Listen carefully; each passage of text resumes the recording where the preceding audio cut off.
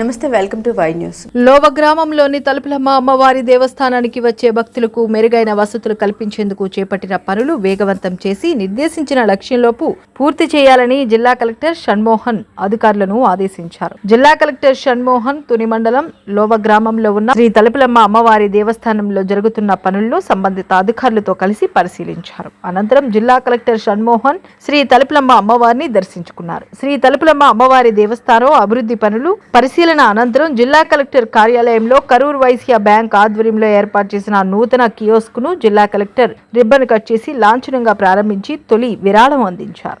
ఈ కియోస్క్ ద్వారా భక్తులు దర్శనం టికెట్లు సులువుగా పొందడంతో పాటు విరాళాలు అందించవచ్చని, ఈ సదుపాయాన్ని ప్రజలకు సద్వినియోగం చేసుకోవాలని జిల్లా కలెక్టర్ ఈ సందర్భంగా కోరారు.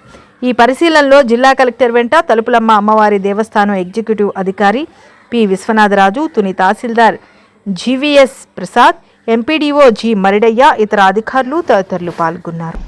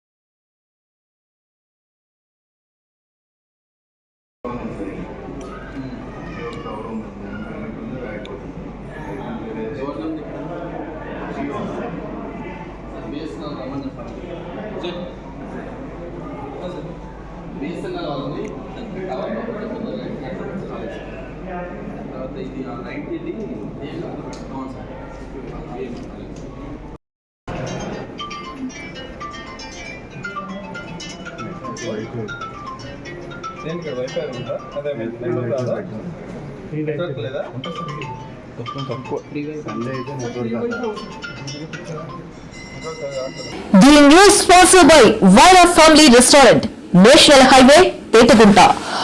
నోరూరించే వంటకాలు, అసలైన మసాలా ధమ్ముతో అదిరిపోయే నాన్ వెజ్ రుచులు మీకోసం. విచ్చేయండి Wyra family restaurant, national highway, Petagunta, Tuni మండలం, కాకినాడ జిల్లా.